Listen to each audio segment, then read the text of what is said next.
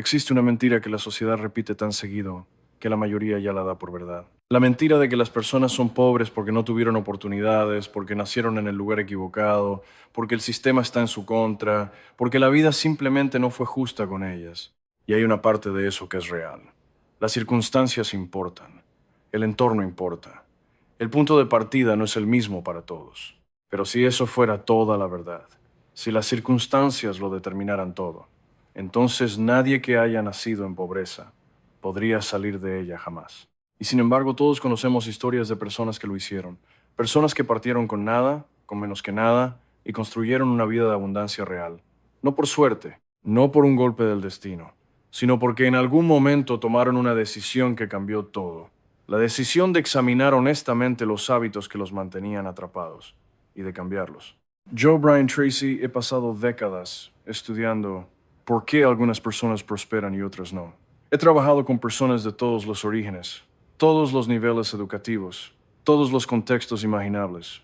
Y lo que he encontrado de manera consistente y sin excepción es que la diferencia entre una vida de escasez y una vida de abundancia no está donde la mayoría la busca, no está en el talento, no está en las conexiones, no está en el dinero inicial, está en los hábitos, en esos patrones invisibles de pensamiento y comportamiento que se repiten cada día, que moldean cada decisión, que construyen o destruyen el futuro de manera silenciosa y constante. Y hoy vamos a hablar de los 7 hábitos que con mayor frecuencia mantienen a las personas atrapadas en la pobreza, no como un ejercicio académico, como una radiografía honesta de patrones que quizás reconocerás en tu propia vida.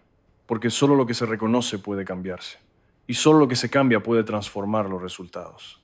El primero de estos hábitos es tan común, tan normalizado, tan integrado en la cultura del consumo moderno, que la mayoría de las personas que lo practica ni siquiera lo percibe como un problema. Es el hábito de gastar más de lo que se gana. Suena simple, casi obvio.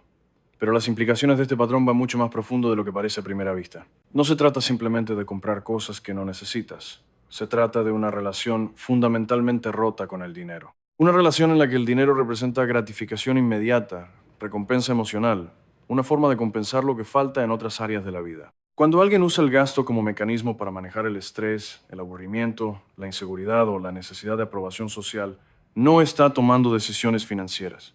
Está respondiendo a necesidades emocionales con una herramienta que no puede satisfacerlas y que además crea nuevos problemas cada vez que la usa. Esta relación con el dinero no aparece de la nada, se aprende. Se hereda de entornos donde el consumo era la norma, donde nadie hablaba de ahorro o inversión, donde el dinero siempre parecía escasear sin importar cuánto entrara. Si creciste en un hogar donde los adultos vivían de cheque en cheque, donde las deudas eran parte permanente del paisaje, donde la idea de ahorrar parecía un lujo reservado para ricos, entonces aprendiste a relacionarte con el dinero de esa manera. No por ignorancia, por observación, por repetición, por la programación silenciosa que ocurre en los primeros años de vida cuando el cerebro absorbe todo lo que ve como verdad fundamental sobre cómo funciona el mundo. El problema es que esa programación, aunque aprendida, se siente como natural, se siente como quien eres. Y por eso cambiarla requiere algo más que buenas intenciones. Requiere primero reconocerla con claridad y luego tomar la decisión consciente y deliberada de reemplazarla con algo diferente. El mecanismo de este hábito funciona así. Cada vez que el dinero entra, ya tiene destino antes de llegar. Pagos comprometidos, gastos automáticos, compras planeadas desde el momento en que se anticipa el ingreso. Y lo que queda, si queda algo, se va en pequeñas decisiones impulsivas que individualmente parecen insignificantes, pero que sumadas representan exactamente la diferencia entre construir riqueza y mantenerse en cero. Una suscripción que nunca se usa pero que nadie cancela. Una comida fuera que se convierte en hábito diario. Una compra que se justifica porque había descuento, como si gastar menos de lo planeado en algo innecesario fuera lo mismo que ahorrar. Y debajo de todo eso, el enemigo más silencioso y más destructivo de la salud financiera personal, el crédito. No el crédito en sí mismo, que es una herramienta neutral que puede usarse bien o mal, sino el crédito usado para financiar un estilo de vida que los ingresos reales no pueden sostener. El crédito que permite vivir como si se ganara más de lo que se gana, que crea la ilusión de libertad mientras construye una carga que crece mes a mes con intereses que nunca duermen. La trampa más cruel del crédito mal usado es que oculta la realidad durante el tiempo suficiente para que el problema se vuelva mucho más difícil de resolver. Mientras las deudas son manejables, es fácil convencerse de que todo está bien. Y cuando dejan de ser manejables, la magnitud del problema puede parecer tan abrumadora que la respuesta natural es no mirarla, no hacerle frente, seguir postergando la confrontación, lo que solo hace que todo empeore. Romper este hábito comienza con un acto de coraje, que parece pequeño, pero que requiere más valentía de lo que la mayoría imagina. Mirar los números de frente, sin filtros, sin justificaciones, sin el consuelo de que ya cambiarás cuando ganes más. Sentarte con toda la información disponible, cuánto entra, cuánto sale, a dónde va exactamente, y observar el resultado con honestidad brutal. Porque no puedes cambiar lo que no estás dispuesto a ver claramente. Lo que encontrarás en ese ejercicio no será agradable, pero será liberador. Porque la claridad, aunque incómoda, siempre es el primer paso real hacia el cambio. Y desde esa claridad podrás empezar a tomar decisiones diferentes. Pequeñas al principio. Un gasto eliminado. Un porcentaje separado antes de comprometer el resto. Una decisión de esperar antes de comprar algo que en el momento parece urgente, pero que en realidad no lo es. Cada una de esas decisiones, por pequeña que parezca, hace dos cosas. Primero, produce un resultado financiero concreto, aunque sea mínimo. Segundo, y más importante, construye una nueva relación con el dinero. Una relación en la que tú decides qué hace el dinero en lugar de que el dinero decida qué haces tú. Una relación en la que el futuro tiene más valor que el impulso del presente. Una relación que construida con constancia cambia completamente el destino financiero de cualquier persona independientemente de cuánto gane. El segundo hábito que mantiene a las personas atrapadas en la pobreza es la postergación. Y no hablo de la postergación obvia, la de aplazar tareas que no te gustan hasta que ya no puedes evitarlas. Hablo de algo más profundo y más costoso, la postergación de decisiones importantes. La tendencia a vivir en estado de espera permanente, convencido de que el momento correcto para actuar llegará en algún punto del futuro, que las condiciones serán mejores, que te sentirás más listo, que tendrás más información, más dinero, más seguridad. Lo que hace que este hábito sea tan devastador no es el tiempo que se pierde, aunque ese costo es enorme. Es lo que le hace a la mente de la persona que lo practica durante años. Cada decisión postergada es un mensaje que te envías a ti mismo sobre tu capacidad de manejar lo que la vida presenta. Es una pequeña rendición, y las pequeñas rendiciones acumuladas durante meses y años construyen una identidad de alguien que no actúa, que no decide, que espera. Y esa identidad se convierte en una profecía que se cumple sola. Porque el tipo de persona que crees ser determina el tipo de decisiones que tomas, y el tipo de decisiones que tomas determina los resultados que obtienes. La postergación también tiene un costo de oportunidad que es imposible calcular, pero real. Cada decisión no tomada en el momento correcto tiene un precio. El negocio que no se inició cuando había condiciones favorables. La conversación difícil que no se tuvo y que dejó una relación deteriorarse durante años. La inversión que se aplazó mientras el tiempo disponible para que creciera se reducía. El aprendizaje que nunca comenzó porque siempre había algo más urgente que atender primero. Y la razón más común por la que las personas postergan no es la pereza, aunque así es como se etiquetan a sí mismas. Es el miedo. El miedo al fracaso, a tomar la decisión equivocada, a pagar el precio de intentarlo y que no funcione. La postergación, vista de cerca, es casi siempre una estrategia para evitar ese miedo. Si nunca intentas, nunca fallas. Si nunca decides, nunca te equivocas. Es una lógica que protege el ego a corto plazo mientras destruye la vida a largo plazo. La salida de este hábito no está en eliminar el miedo, está en cambiar la relación con él. En entender que la incomodidad de actuar con miedo es infinitamente menor que el costo de no actuar. En desarrollar la capacidad de moverse a pesar de la incertidumbre, de tomar decisiones con información incompleta, de aceptar que el error no es el peor resultado posible. El peor resultado posible es no intentarlo. Una práctica concreta que transforma este patrón es la siguiente. Identifica una decisión que llevas tiempo postergando. Solo una, no la más grande ni la más complicada. Una que sabes que debes tomar. Y tómala hoy. No perfectamente, no con toda la información que quisieras tener hoy, con lo que tienes disponible. Porque ese acto, que parece pequeño, rompe el patrón. Le dice a tu mente que eres capaz de actuar ante la incertidumbre. Y esa capacidad, ejercitada repetidamente, se convierte en una de las habilidades más valiosas que cualquier persona puede desarrollar. El tercer hábito que examinar es lo que yo llamo pensar en pequeño. Y quiero ser muy preciso aquí, porque es fácil malinterpretarlo. No estoy hablando de las personas que tienen sueños modestos, porque genuinamente valoran una vida simple y están en paz con eso. Estoy hablando de las personas que limitan sus ambiciones no porque eso sea lo que quieren, sino porque tienen miedo de querer más, que reducen sus expectativas antes de empezar para no sentir la decepción de fallar con algo más grande, que se convencen de que ser realistas es lo mismo que resignarse. La mente humana tiene una capacidad extraordinaria que la mayoría de las personas usa en su contra. La capacidad de crear filtros sobre la realidad, de ver exactamente lo que espera, ver y pasar por alto el resto. Cuando alguien piensa en pequeño, su mente filtra activamente las oportunidades que están fuera del rango de lo que considera posible para sí mismo.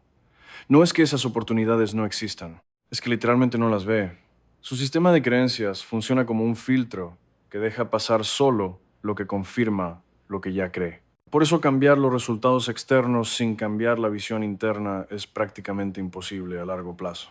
Puedes ganar más dinero, puedes acceder a mejores oportunidades, pero si tu mente sigue operando desde la misma visión limitada, encontrará la manera de sabotear esos avances hasta volver al nivel que considera normal. Es el mismo fenómeno que hace que personas que ganan la lotería terminen igual o peor que antes en pocos años. El dinero cambió, la identidad y la visión no cambiaron, y la identidad siempre gana. Expandir la visión no es un ejercicio de fantasía, es un trabajo deliberado de exposición a posibilidades mayores que las que conoces. Implica rodearte de personas que ya viven en el nivel al que aspiras, no para compararte, sino para entender con evidencia concreta que ese nivel es real y alcanzable. Implica leer sobre personas que partieron de condiciones similares o peores a las tuyas y construyeron algo extraordinario. Implica preguntarte seriamente, sin el filtro del miedo, ¿qué construirías si supieras con certeza que no puedes fallar? Y luego, con esa visión más grande como punto de referencia, empezar a tomar decisiones que sean coherentes con ella. Decisiones que se sentirán desproporcionadas al principio, que incomodarán, que activarán todas las voces internas que llevan años diciéndote que eso no es para ti, pero que, repetidas con consistencia, irán construyendo una nueva identidad. Una identidad de alguien que piensa, actúa y vive en una escala diferente. El cuarto hábito es uno que se disfraza magistralmente de virtud. Es la creencia de que necesitas motivación para actuar, que el movimiento debe esperar a que llegue el impulso correcto, el estado de ánimo adecuado, la energía suficiente, el entusiasmo necesario. Que si no sientes que quieres hacerlo, no deberías hacerlo. Y esta creencia, aunque suene razonable, es una de las trampas más efectivas que existen para mantener a una persona exactamente donde está. La motivación es una emoción. Y como todas las emociones, es temporal, variable e imposible de controlar directamente. Hay días en que aparece sin que la llames. Hay días en que no importa lo que hagas, simplemente no está. Si tu capacidad de actuar depende de su presencia, entonces tu progreso será tan irregular e impredecible como tu estado emocional, lo que significa que construir algo sólido será prácticamente imposible. La realidad, que los que más logran conocen bien, es exactamente la inversa de lo que la mayoría cree. La motivación no precede a la acción, sigue a la acción. No te sientes motivado y luego actúas. Actúas, y esa acción genera el impulso, el sentido de progreso, la energía que llamamos motivación. El movimiento crea el estado, no al revés. Y esto cambia todo, porque significa que no tienes que esperar nada para empezar. Empiezas, y lo que necesitas para continuar aparece como consecuencia de haber empezado. La disciplina, entendida correctamente, no es la capacidad de forzarte a hacer cosas que odias indefinidamente. Es la capacidad de actuar según tus decisiones en lugar de según tus emociones del momento. Es la habilidad de decirle a tu cerebro, entiendo que hoy no tienes ganas, pero esto es lo que habíamos decidido y lo vamos a hacer. Esa habilidad, ejercitada repetidamente, se convierte en una de las ventajas más poderosas que una persona puede tener, porque te hace independiente de las condiciones internas que nunca puedes controlar completamente. El quinto hábito que examinaremos es quizás el más subestimado de todos en términos de su impacto real en los resultados de vida. Es el entorno social, las personas con las que pasas la mayor parte del tiempo, las conversaciones que consideras normales, los estándares que tu círculo más cercano acepta como inevitables. Existe un fenómeno bien documentado en psicología social que muestra que las personas tienden a converger, con el tiempo, hacia los promedios del grupo con el que más se asocian. Los ingresos, los hábitos, las actitudes, las creencias Todo tiende a acercarse a los promedios del entorno inmediato.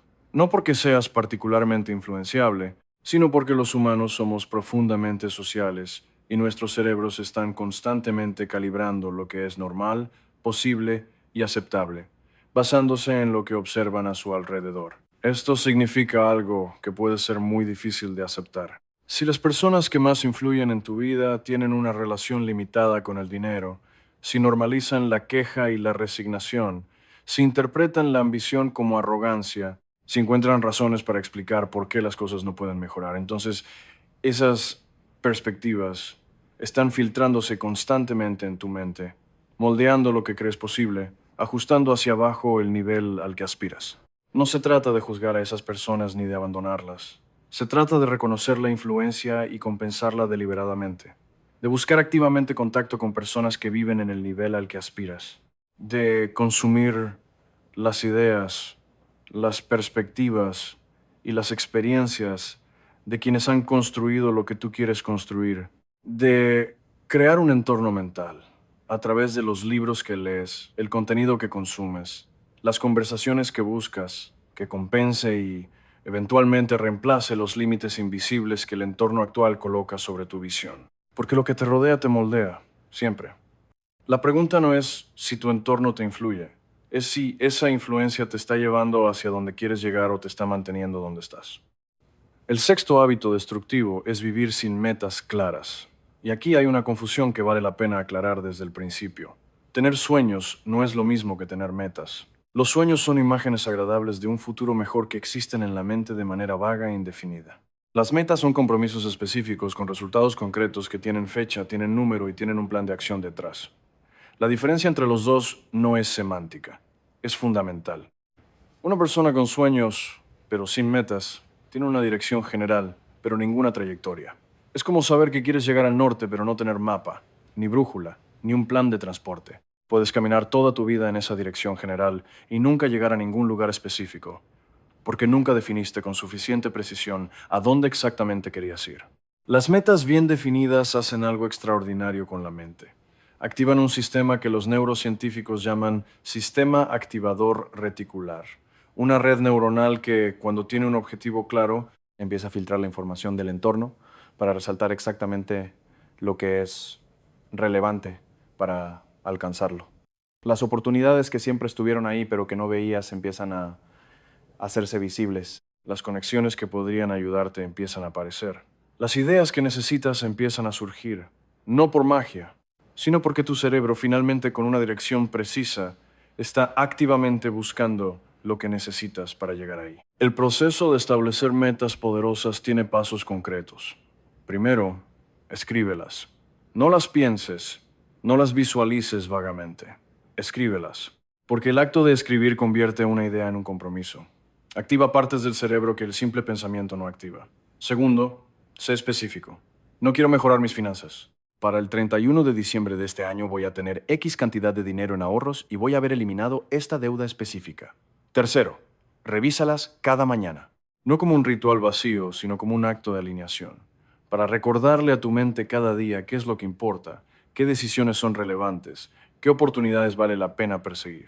Las personas que viven sin metas claras no toman malas decisiones. Muchas veces toman decisiones razonables a corto plazo, que no llevan a ningún lugar a largo plazo. Porque sin una dirección definida, cada decisión es igualmente válida. Todo parece igualmente importante. Y cuando todo es igualmente importante, nada lo es realmente. El séptimo hábito es la negativa al aprendizaje continuo. Y quiero que entiendas esto en su dimensión completa, porque va mucho más allá de leer libros o tomar cursos. La negativa al aprendizaje continuo es una postura ante la vida. Es la decisión, muchas veces inconsciente, de que ya sabes suficiente, de que la forma en que entiendes el mundo es adecuada tal como está, de que el esfuerzo de aprender cosas nuevas no vale la recompensa. Esta postura es comprensible. Aprender genuinamente es incómodo. Requiere admitir que no sabes algo. Requiere exposición a ideas que pueden contradecir lo que creías. Requiere esfuerzo cognitivo en un mundo que ya exige suficiente. Y hay una comodidad real en la sensación de dominio que viene de mantenerse en lo que ya conoces bien. Pero el costo de esa comodidad en el mundo actual es devastador.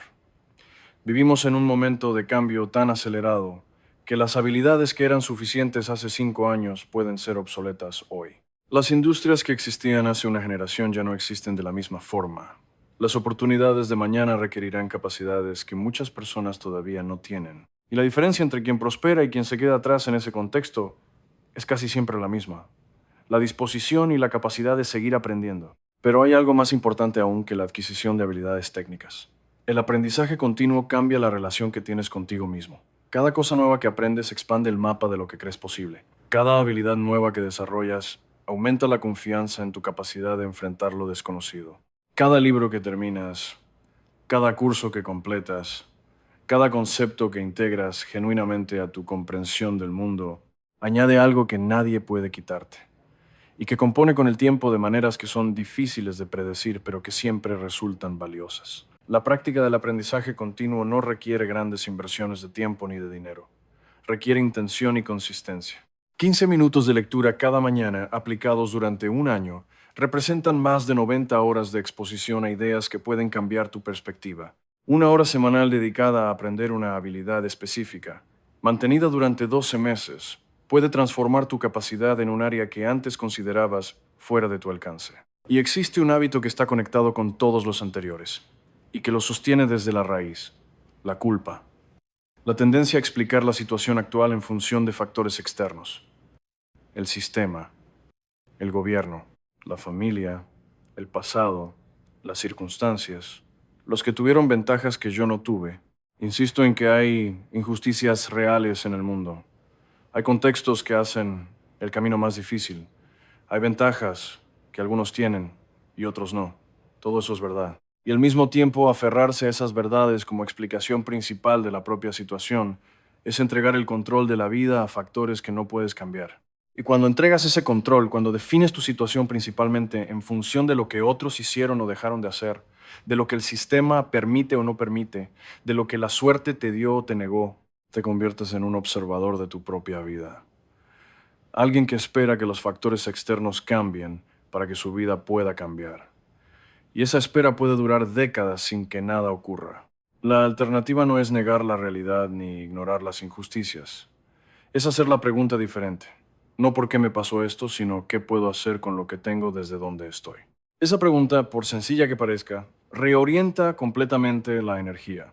Porque en lugar de buscar responsables externos, busca recursos y acciones disponibles. En lugar de esperar que las condiciones cambien, trabaja con las condiciones que existen. En lugar de ser víctima de las circunstancias, se convierte en alguien que actúa dentro de ellas. Todos estos hábitos tienen algo en común que es fundamental entender. No son rasgos de carácter permanentes. No son parte de quien eres en ningún sentido profundo o inevitable. Son patrones aprendidos. Respuestas condicionadas que se instalaron en algún momento o por alguna razón y que desde entonces se han repetido tanto que se sienten naturales. Pero lo que se aprende puede desaprenderse. Lo que se instaló puede reemplazarse. No fácilmente ni rápidamente, pero definitivamente, con la decisión correcta sostenida en el tiempo. Y esa decisión comienza con reconocimiento, con la disposición de mirar honestamente cuáles de estos patrones viven en tu propia vida, sin defenderlos, sin minimizarlos, sin buscar razones por las que en tu caso son diferentes o justificados. Solo con la honestidad necesaria para decirte: esto está aquí, esto me ha costado resultados y voy a cambiarlo. Ese reconocimiento, seguido de acciones concretas y consistentes en la dirección opuesta, es lo que rompe los ciclos, no de un día para otro, pero de manera real, medible y sostenida, porque cada hábito que cambias en la dirección correcta produce resultados que confirman que el cambio es posible. Y esos resultados alimentan la motivación para continuar. Y esa motivación impulsa más acciones. Y esas acciones producen más resultados. Y así se construye el momentum que con el tiempo hace que lo que antes parecía imposible parezca inevitable. La pobreza, en su forma más profunda y más relevante, no es una condición económica. Es una colección de hábitos. Y los hábitos pueden cambiarse. Tus circunstancias de nacimiento no determinan tu destino financiero. Tu nivel educativo formal no lo determina. Tu historia de errores y fracasos no lo determina. Lo que lo determina son las decisiones que tomas cada día, los hábitos que practicas cada día, La persona en la que te conviertes a través de esas decisiones y esos hábitos, acumulados día tras día durante meses y años. Esa persona, si tomas las decisiones correctas con suficiente consistencia, inevitablemente construye una vida diferente. No porque la suerte cambie, porque tú cambiaste. Y cuando tú cambias de verdad, desde adentro, todo lo demás sigue. La mentalidad de la abundancia, el cambio más profundo que puedes hacer.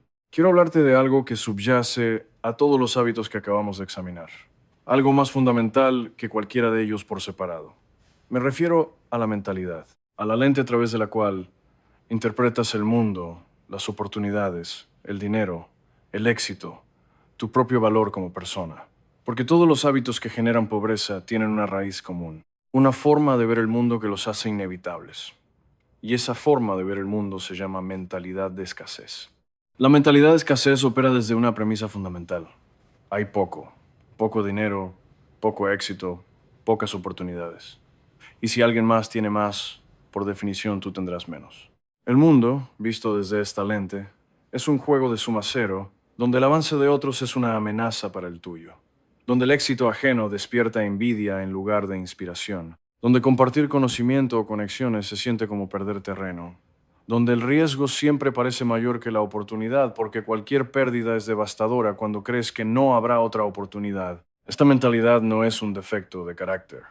Es la respuesta natural de una mente que ha experimentado la escasez durante suficiente tiempo para convencerse de que es la condición permanente de la realidad. Si creciste con poco, si los recursos siempre fueron limitados y la competencia por ellos era constante, si la experiencia de que cuando algo bueno llega siempre se va rápido se repitió suficientes veces, entonces tu mente aprendió a operar en modo de escasez como mecanismo de protección. No porque seas negativo ni pesimista por naturaleza, sino porque fue la adaptación más inteligente a las condiciones que viviste. El problema es que esa adaptación, que quizás fue útil en un contexto de escasez real, se convierte en un obstáculo enorme cuando las condiciones objetivas cambian, pero la mentalidad no. Porque la mentalidad de escasez filtra la realidad de maneras que reproducen la escasez, incluso cuando las condiciones objetivas permitirían abundancia. Hace que no veas las oportunidades que existen, que no tomes los riesgos que podrían cambiar tu situación, que sabotees relaciones y alianzas potencialmente valiosas por miedo a que el otro se lleve más, que no compartas lo que sabes por miedo a que otros te superen, que no inviertas en tu propio crecimiento por miedo a perder los recursos que tienes. La mentalidad de abundancia opera desde una premisa completamente diferente. Opera desde la convicción de que el mundo tiene suficiente para todos los que están dispuestos a trabajar por ello. Que el éxito de otros no disminuye el tuyo, sino que demuestra que es posible. Que las oportunidades se crean tanto como se encuentran. Que dar valor genera más valor del que cuesta. Que aprender de quienes saben más no te hace menor, sino más capaz. Que el riesgo calculado es el precio normal del progreso, no una amenaza existencial. ¿Cómo se hace el tránsito de una mentalidad a la otra? No de un día para otro, no con afirmaciones positivas repetidas en el espejo, con un trabajo deliberado y consistente de reprogramación que opera en varios niveles simultáneamente. El primero es el nivel de las evidencias. La mentalidad de escasez se sostiene sobre evidencias que la confirman. La mente las busca, las acumula y las usa para reforzar la creencia. El antídoto es buscar deliberadamente evidencias que contraigan esa narrativa. Personas que partieron de condiciones similares a las tuyas y construyeron abundancia. Momentos en tu propia historia en que tomaste un riesgo y funcionó. Oportunidades que aprovechaste y que produjeron más de lo que invertiste. No para convencerte de que todo es fácil, sino para expandir el mapa de lo posible más allá de los límites que la escasez impuso. El segundo nivel es el de las decisiones. Cada vez que tomas una decisión desde la abundancia en lugar de desde la escasez, aunque sea pequeña, estás creando evidencia de que puedes operar desde ese lugar. Decidir compartir una idea valiosa en lugar de guardarla por miedo a que otros la aprovechen. Decidir invertir en aprender algo aunque eso signifique gastar recursos que sientes que no puedes perder. Decidir celebrar el éxito de alguien cercano en lugar de resentirlo.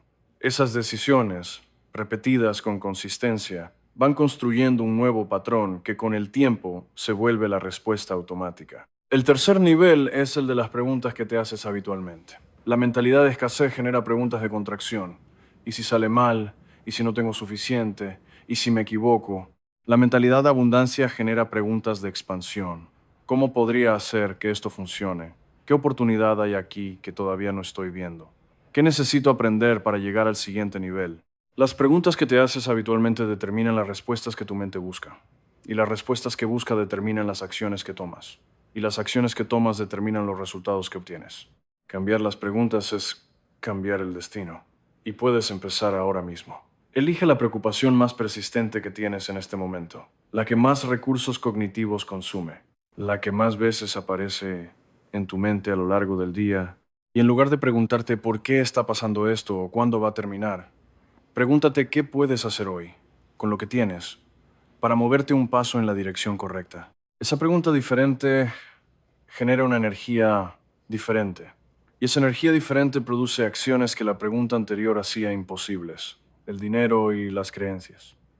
Lo que piensas sobre la riqueza determina si la alcanzas. Existe una dimensión de la relación con el dinero que rara vez se examina en los libros de finanzas personales, pero que es quizás la más determinante de todas. Me refiero a las creencias sobre el dinero. Esas convicciones profundas, muchas veces inconscientes, sobre qué es el dinero, qué significa tenerlo o no tenerlo, qué tipo de persona lo merece, qué hay que hacer o dejar de hacer para conseguirlo. Estas creencias se instalan en la infancia a través de lo que se ve, lo que se escucha, lo que se experimenta en el hogar, y operan durante décadas sin ser examinadas, tan naturalizadas que no se perciben como creencias, sino como verdades sobre cómo funciona el mundo. ¿Cuáles son las creencias sobre el dinero más destructivas y más comunes? La primera es que el dinero es malo, sucio, corrupto, que las personas ricas llegaron allí de maneras cuestionables, que la riqueza necesariamente implica haber explotado a alguien, que amar el dinero es una forma de superficialidad o de falta de valores. Esta creencia, que a menudo se disfraza de virtud moral, tiene un efecto devastador sobre la capacidad de generar riqueza. Porque si en lo profundo de tu mente asocias el dinero con algo negativo, tu sistema de valores trabajará activamente para mantenerte alejado de él. No podrás acumular lo que una parte de ti rechaza. La segunda creencia destructiva es que el dinero es escaso y difícil de conseguir, que la prosperidad es un privilegio reservado para pocos, que el esfuerzo honesto raramente produce riqueza real, que para ganar bien siempre hay que sacrificar algo importante. Esta creencia actúa como un techo invisible que limita la ambición antes de que empiece. Hace que las personas acepten ingresos por debajo de su valor real, que no negocien lo que valen, que no busquen oportunidades de mayor rendimiento porque, en el fondo, no creen que sean accesibles para ellas. La tercera creencia, quizás la más sutil y la más dañina, es que yo no merezco la riqueza. Que algo en mi historia, en mis errores pasados, en mi origen, en mis limitaciones percibidas, me descalifica. Esta creencia opera por debajo del nivel de conciencia en la mayoría de las personas que la tienen, pero produce comportamientos perfectamente observables. Autosabotaje en los momentos de mayor éxito. Incapacidad de pedir lo que se vale. Tendencia a dar más de lo que se recibe. Incomodidad con el éxito propio que lleva a minimizarlo o a destruirlo. Identificar estas creencias es el primer paso para cambiarlas. Y la manera más efectiva de identificarlas es completar frases inacabadas sobre el dinero y observar lo que surge. El dinero es, las personas ricas son. Ganar mucho dinero requiere, yo y el dinero. Lo que aparezca en esas respuestas, cuando se hace sin censura y sin filtro, revela la programación real que opera por debajo de la superficie. Una vez identificadas, estas creencias se cambian con el mismo proceso que cualquier otro hábito de pensamiento. Primero, nombrándolas explícitamente. Esto que creo no es una verdad universal, es una creencia que aprendí. Segundo, buscando evidencias que la contradigan. Personas ricas que son profundamente éticas. Personas de origen humilde que construyeron riqueza honestamente. Momentos en mi propia historia en que el dinero fluyó hacia mí sin que tuviera que comprometer mis valores. Tercero, instalando creencias de reemplazo a través de la repetición y la evidencia acumulada. El dinero es una herramienta neutral que amplifica lo que ya eres. En manos de una persona de valores sólidos, el dinero produce más bien. En manos de alguien sin esos valores, produce más daño. La herramienta no determina el resultado. La persona que la usa sí. Y esa persona, si trabajas en ser quien quieres ser, merece completamente tener los recursos que le permitan hacer más de lo que hace con menos. Los hábitos de los que sí prosperan. El otro lado del espejo. Hemos hablado extensamente de los hábitos que generan pobreza. Ahora quiero mostrarte el otro lado del espejo. Los patrones que con la misma consistencia con que los anteriores destruyen, construyen prosperidad real. No como una lista de reglas a seguir, sino como una imagen clara de lo que es posible cuando los hábitos correctos se practican con suficiente persistencia. El primero y más fundamental de los hábitos que construyen prosperidad es pagar primero al futuro.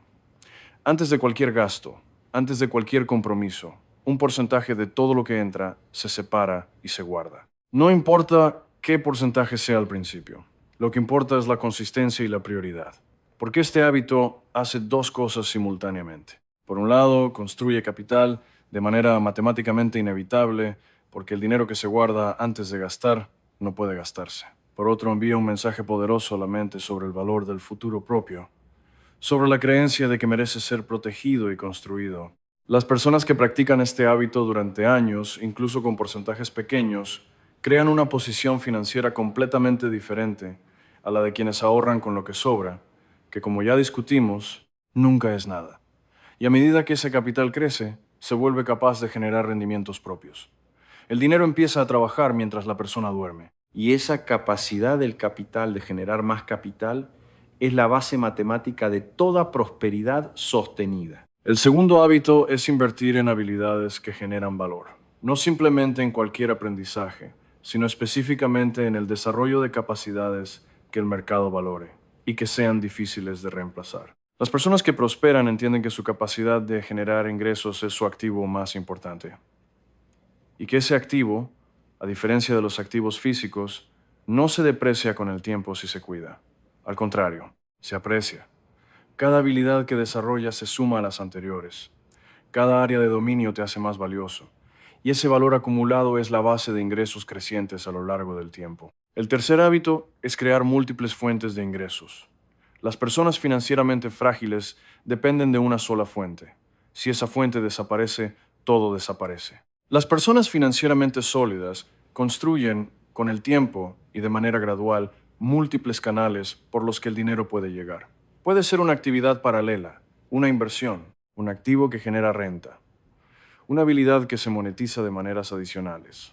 El objetivo no es diversificar por el placer de la complejidad, es reducir la dependencia de cualquier fuente única y crear resiliencia económica real.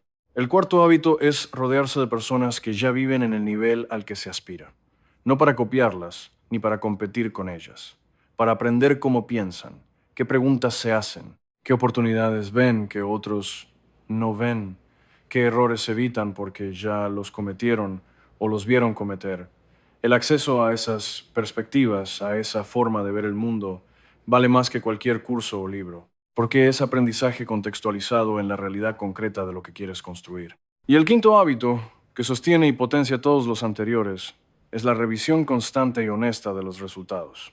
Las personas que prosperan no actúan a ciegas, miden, evalúan, comparan lo que planificaron con lo que ocurrió, identifican las brechas, ajustan, vuelven a intentar. Ese ciclo de acción, revisión y ajuste, aplicado consistentemente, produce una curva de aprendizaje acelerada que hace que cada año sea más productivo que el anterior, que cada error enseñe algo que el siguiente ciclo incorpora, que la trayectoria general, aunque no sea lineal, sea inequívocamente ascendente. El poder del primer paso financiero.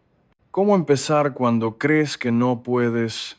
Uno de los obstáculos más comunes que encuentro cuando trabajo con personas que quieren transformar su situación financiera es la parálisis ante la magnitud del cambio necesario. La distancia entre donde están y donde quieren estar parece tan grande, la deuda tan aplastante, el ingreso tan insuficiente, las habilidades tan limitadas, que la mente concluye que no hay punto de partida accesible, que el cambio es teóricamente posible para otros, pero prácticamente imposible para ellos, dado su punto de partida específico. Y esa conclusión, aunque comprensible, es profundamente errónea, porque el cambio financiero, como cualquier cambio real y sostenido, no ocurre de una vez, ocurre en pasos. Y el primer paso siempre es accesible, independientemente de cuán lejos esté el destino final. Permíteme ser concreto. Si estás en una situación de deuda que parece insuperable, el primer paso no es eliminar la deuda. es conocerla completamente, saber exactamente cuánto debes, a quién, a qué tasa de interés, bajo qué condiciones. Ese conocimiento total, aunque sea incómodo, es el punto de partida de cualquier estrategia real. Sin él, estás navegando a ciegas y cualquier esfuerzo que hagas será menos efectivo de lo que podría ser.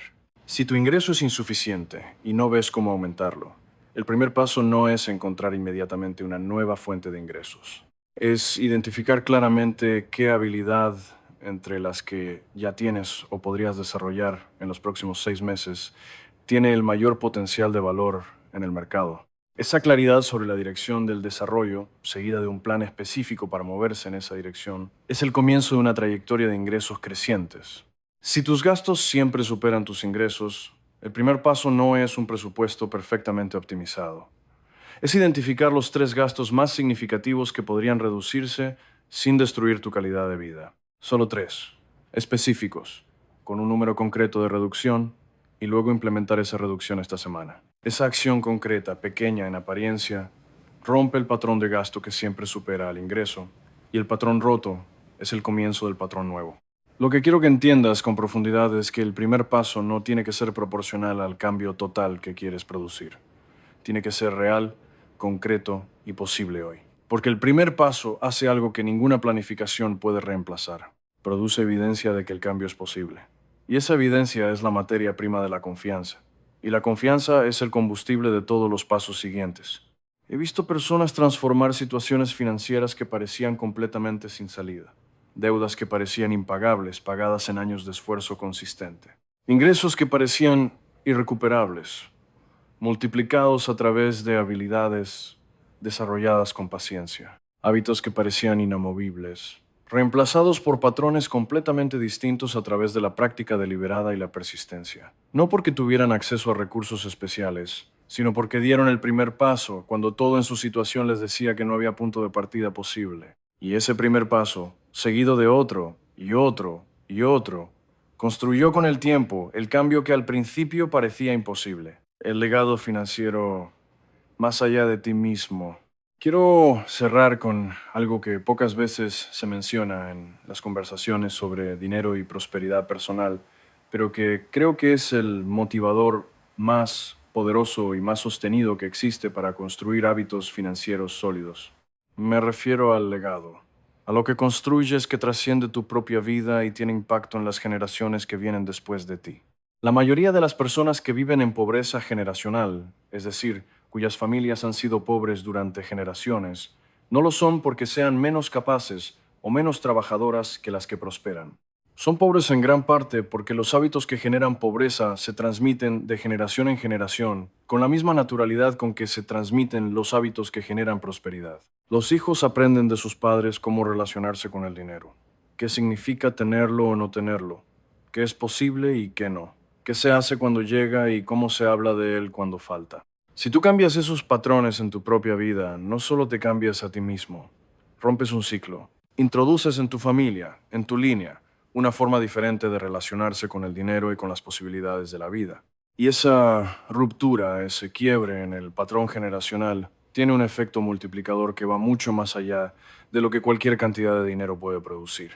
Porque un hijo que crece viendo a sus padres ahorrar, invertir, aprender, crecer, no tiene que descubrir esos hábitos en un libro a los 40 años. Los absorbe como parte natural de su comprensión del mundo. Y cuando llega a la adultez, ya tiene instalado un sistema de creencias y comportamientos que le da una ventaja real, no de dinero, sino de mentalidad, sobre alguien que tuvo que construirlo desde cero.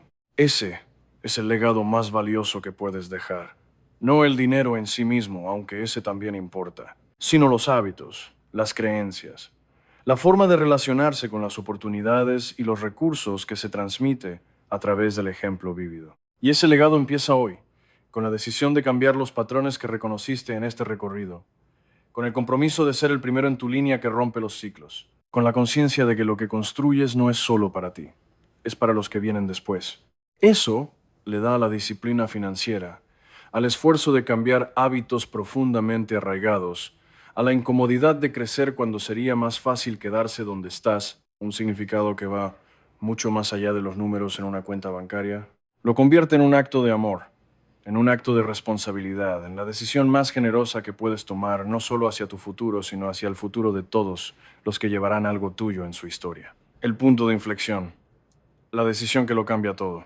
Llegamos al final de este recorrido y quiero ser completamente directo contigo sobre lo que significa todo lo que hemos hablado en términos concretos y prácticos para el día de hoy. Has recibido información, has recibido perspectivas, has recibido herramientas y todo eso tiene valor.